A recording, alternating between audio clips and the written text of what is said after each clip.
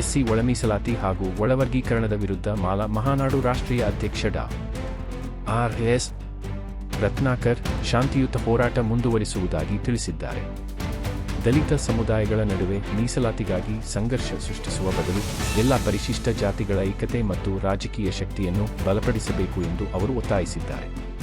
ಕರ್ನಾಟಕದಲ್ಲಿ 101 ಹಾಗೂ ದೇಶಾದ್ಯಂತ 108 ಪರಿಶಿಷ್ಟ ಜಾತಿಗಳಿರುವ ಸಂದರ್ಭದಲ್ಲಿ ಒಳವರ್ಗೀಕರಣದಿಂದ ಎಲ್ಲ ಸಮುದಾಯಗಳಿಗೆ ಸಮಾನ ನ್ಯಾಯ ಸಿಗುವುದು ಹೇಗೆ ಎಂಬುದನ್ನು ಸರ್ಕಾರ ಸ್ಪಷ್ಟಪಡಿಸಬೇಕು ಎಂದು ಪ್ರಶ್ನಿಸಿದ್ದಾರೆ. ಹೆಚ್ಚಿನ ಅವಕಾಶ ನೀಡಬೇಕೆಂಬ ಉದ್ದೇಶವಿದ್ದರೆ ಎಸ್ಸಿ ಮೀಸಲಾತಿಯ ಪ್ರಮಾಣವನ್ನೇ ಹೆಚ್ಚಿಸಿ ಹೆಚ್ಚುವರಿ ಅವಕಾಶ ಕಲ್ಪಿಸಬಹುದು. ಆದರೆ ದಲಿತ ಸಮುದಾಯಗಳ ನಡುವೆ ಭಿನ್ನಾಭಿಪ್ರಾಯ ಮೂಡಿಸುವ ಕ್ರಮವನ್ನು ಒಪ್ಪಲು ಸಾಧ್ಯವಿಲ್ಲ ಎಂದಿದ್ದಾರೆ. ಜನರು ಪ್ರಜಾಪ್ರಭುತ್ವದ ಮಾರ್ಗದಲ್ಲಿ ಶಾಂತಿಯುತವಾಗಿ ಹೋರಾಟ ನಡೆಸಿದರೆ ಸರ್ಕಾರಗಳು ಜನರ ಧ್ವನಿಗೆ ಸ್ಪಂದಿಸಲೇಬೇಕು ಎಂದು ಅವರು ಹೇಳಿದ್ದಾರೆ. ಎಸ್ಸಿ ಒಳವರ್ಗೀಕರಣಕ್ಕೆ ಅವಕಾಶವಿಲ್ಲದಂತೆ ಸಂವಿಧಾನಕ್ಕೆ ಸೂಕ್ತ ತಿದ್ದುಪಡಿ ತರಬೇಕು. ಈ ಬೇಡಿಕೆ ಈಡೇರುವವರೆಗೆ ಹೋರಾಟ ನಿಲ್ಲುವುದಿಲ್ಲ ಎಂದು ಡಾ. ರತ್ನಾಕರ್ ಸ್ಪಷ್ಟಪಡಿಸಿದ್ದಾರೆ.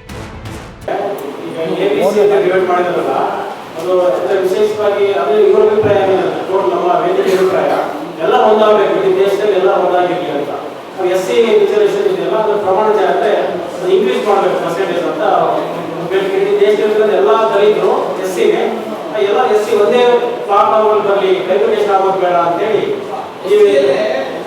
ಎಡ ಬಲ ಇದನ್ನು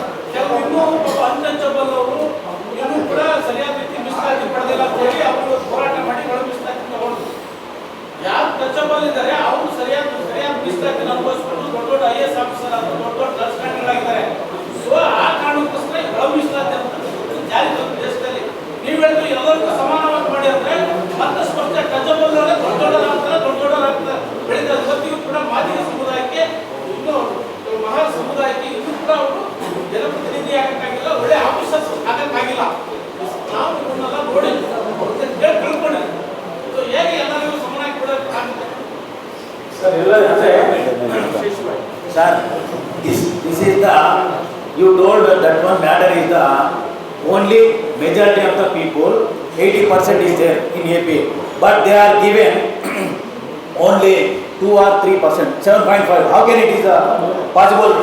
80% people, 7.5. Yes. Okay. Good afternoon, all of you. I am Dr. Ratnakar, National President for ROCKS and Mahanadu. It's an organization fighting against the subclassification of SCs, my dear friends. ಎಲ್ಲರಿಗೂ ನಮಸ್ಕಾರ, ಎಲ್ಲರಿಗೂ ಸ್ವಾಗತ.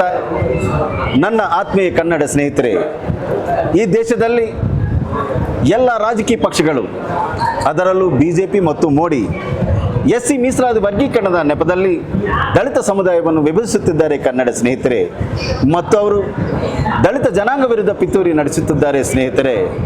ಇದು ಒಂದು ಸಾಮಾಜಿಕ ನ್ಯಾಯವಲ್ಲ, ಇದು ಒಂದು ಸಮನ್ಯಾಯವಲ್ಲ, ಇದು ಒಂದು ದೊಡ್ಡ ದಲಿತ ವಿರುದ್ಧ ಪಿತೂರಿಯಾಣ. That is the reason why ನಾವೆಲ್ಲರೂ ಒಟ್ಟಾಗಿ ಇದರ ವಿರುದ್ಧ ಹೋರಾಡಬೇಕು ಸ್ನೇಹಿತರೆ. ಇಲ್ಲದಿದ್ದರೆ ನಾವು ಈ ದೇಶದಲ್ಲಿ ಅಸ್ತಿತ್ವದಲ್ಲಿ ಇರುವುದಿಲ್ಲ ಕನ್ನಡ ಸ್ನೇಹಿತರೆ. ದಯವಿಟ್ಟು ಆಲಿಸಿ, ದಯವಿಟ್ಟು ಮರೆಯಬೇಡಿ.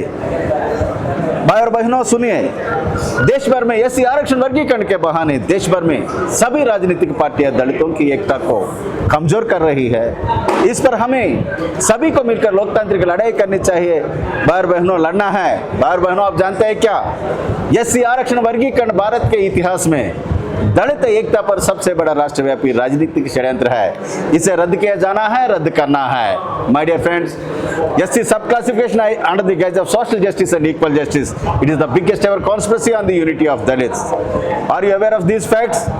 BJP and Modi is doing conspiring against the unity of Dalits. Their main aim is not to look at the achievement of independent political power even in the Devs, my dear friends. We should all open our eyes. Even now, at least come together, let us fight unitedly against the conspiracy of subclassification. Why? Because under the reservation we are getting only approximately 2 benefits out of 100 people. How can they distribute these 2 benefits equally to all 1108 scheduled castes equally across the country? Is it possible? Really, it is an open and blatant challenge for our community. That is the reason why I sincerely appeal to all of you. Prepare for a nationwide, peaceful, consistent, relentless, democratic peace fight against the conspiracy of subclassification. We must have a constitutional amendment that said should be SCs cannot be subclassified under the guise of subclassification and social justice. Thank you all. Jai Bhim, Jai Hind, Jai Karnataka.